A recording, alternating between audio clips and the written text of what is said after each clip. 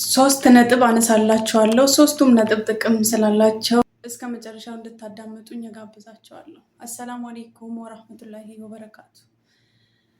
ውድና የተከበራችሁ የራሙቲ ቤተሰቦች እንዴት ናችሁ? እኔ ደህና ነኝ አልሐምዱሊላህ። ዛሬ ማነሳላችሁ ሶስት የሚጠቅማችሁን ነገር ነው።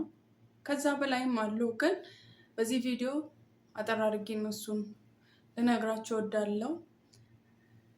እና እስከዚህ ድረስ እያዳመጣችሁኝ እያሰማችሁኝ ከሆነ ላይክ፣ ሼር፣ ሰብስክራይብ ማድረጋችሁን አትርሱ። ተቀላቀሉ። እንደ አዲስ ጀማሪነቴ አበረታቱኝ። አንዳንድ የሚጠቅማችሁን ነገር ይዤላችሁ እመጣለሁ። በተሻለ ኮመንት ላይ ሀሳብ አስተያየታችሁን አስቀምጡልኝ እላችኋለሁ። ከዚህ በመቀጠል ሳላስረዝም አቀርብላችሁ ነገሮች ምንድናቸው? በአንደኛ ደረጃ አዲስ ከኢትዮጵያ ስትመጡ በተለይ የኢትዮጵያውያኖች የሚጎዱት ነገር ነው። አለመናገራችን በጣም ጉዳት አለው። የሆነ የምንፈልገው ነገር አለመናገራችን በጣም ይጎዳናል። እኛ እንደ አገራችን ነው የምናስበው፣ እነሱ ግን እንደዛ አይደለም ያስቡልን። እና በአንደኛ ከነዛ ሶስት ውስጥ አንደኛው ማረፊያ ክፍል ሀቢብቲ ያስፈልግሻል። ማረፊያ ከሌለሽ በምን ላይ ነው የምታርፊው? ገና ስትመጪ ጣውላ ላይ ተኝ ብላ ከሰጠችሽ እሺ ካልሻት፣ ገና ስትመጪ መጅሊስ ተኝ ብላ ካለችሽ እሺ ካልሻት፣ ገና ስትመጪ ኩሽና ተኝ ብላ ከሰጠችሽ እሺ ካልሻት፣ እሱ ያንቺ ፍቃድ ነው ማለት ነው። በራስሽ ፍቃድ እያደረግሽ ያለሽው ነገር ነው። ገባሽ አይደለ? ግን ስትመጪ አንቺ ግዴታ ፍራሽ ያስፈልግሻል። የኔ ቆንጆ ግዴታ ክፍል ያስፈልግሻል። አንቺ እኮ ቀን ስራ ላይ ነው የምትዩ፣ ስትፈጊ ነው የምትዩ፣ ሳትበይ ነው የምተኝው፣ ሳትጠጪ ነው የምታድሪው። ስለዚህ ግዴታ የምታርፊበት ነገር ያስፈልግሻል። ያ ነገር ደግሞ የሚሆነው ገና ስትመጪ እሷ አንድ የሆነ ክፍል ስትሰጥሽ ያ ክፍል ለእንቅልፍሽ እረፍት አለው፣ ለእረፍትሽ ትክክለኛ ቦታ ነው የሚባለውን ነገር ማየት አለብሽ። ገባሽ አይደለ? እሱን ካስተካከልሽ ገና ስትመጪ ቋንቋ ላትቺ ትችያለሽ። ቋንቋ አትችይም። አዲስ ስትመጣ ማናችንም ቋንቋ አንችልም። ግን ለምን በጣቴ አይሆንም? አስረዳታለሁ። እኔም የተፈተንኩበት አሁን ያለሁበትን ነገር ነው ማጋራሽ። ገባሽ አይደለ?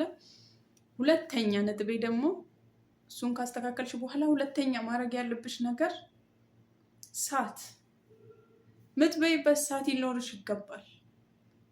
አንቺ ፍጹም ሰው አይደለሽም 24 ሰዓት ሙሉ ምሳሌው፣ ወይ ደግሞ ከ24 ሰዓት ውስጡ 4ቱን ሰዓት የምትቀመጪው ከ4ቱ ሰዓት ውስጥ የትኛውን ቤተሰብ የምታወሪበት ሰዓት ነው? የትኛው ምግብሽ የምትበይበት ሰዓት ነው? የትኛውን ሻወር የምትወስጂበት ሰዓት ነው? የትኛውን ንጽህናሽ የምትጠብቂበት ሰዓት ነው? ገባሽ? እነዚህን ነገር በጥንቃቄ ማድረግ ያለባችሁ ነገር ነው። አስለምዱ። በቃ 2 ሰዓት 1 ተኩል ለምግባችሁ ለሆነ ነገር ብላችሁ ውሰዱ። ሰዓቱን አስለምዱ። ካላስለመዳችሁ እነሱ መቼም አይለምዱላችሁ። መቼም ወላሂ ነው የምላችሁ። ሶስተኛው ነጥቤ ደግሞ ስልክ። እኔ አንዳንድ የምትገርሙኝ ልጆች አላችሁ። እኔም አዲስ ነኝ፣ ግን አሁን አልሐምዱሊላህ ልጨርስ ትንሽ ጊዜ ይቀረኛል፣ ግን የተማርኩበት ነው። የምትገርሙኝ ነገር ምን እንደሆነ ታውቃላችሁ? ስልክ እያወራችሁ መዳሞቻችሁን ስታዩ ብድግ ብላችሁ እንደሰረቀ ሰው ወይ ደግሞ የሆነ ወንጀል እንደሰራ ሰው ብድግ የምትሉት ነገር ለምን አስፈለገ? ስልክ እያወራሽ ነው። ኦፍኮርስ ስራ ስለሌለሽ ቁጭ ብለሽ እያወራሽ ይውላል። ጥንቃቄ አድርጊ። ስራ ስትሰሪ ስልክ አታውሩ። ስራ ስትሰሩ ስልካችሁን ስርስራችሁ አታርጉት። እነሱ ሊደውሉላችሁ የሚችሉ ከሆነ፣ እነሱ ውጭ የሚሰሩ ከሆነ፣ ቤት ውስጥ የማይውሉ ከሆነ እሺ ስልክ ተጠቀሚ። ግን ቤት ውስጥ እያለች አንቺን ቤት ውስጥ ሆነሽ ኩሽና 4 ሰዓት ከሆንሽ 4 ሰዓቱን ሙሉ ስልክ ከአንቺ ጋር መሆን የለበትም። ገባሽ አይደለ? ይሄ ሁሉ ሰዓት ስልክ ከአንቺ ጋር መሆን የለበትም። ስልክ ይሄን ሁሉ ሰዓት ከእናንተ ጋር መሆን የለበትም። ከሆነስ ሆነ በቃ ድንብርብራችሁ አይውጣ። ስልክ ስትጠቀሙ ተረጋጉ። እነሱን ስታዩ ስልኩን አትወርውሩት፣ የሆነ ነገር አታርጉ። ስለነሱ የምታወሩ ወይ ደግሞ ስለነሱ የሆነ ልጠፊ እያወራሽ ምናምን ነው የሚመስላት። አሁን እሷ ስስለው በሌላ ሙድ ነው የምታረግብሽ።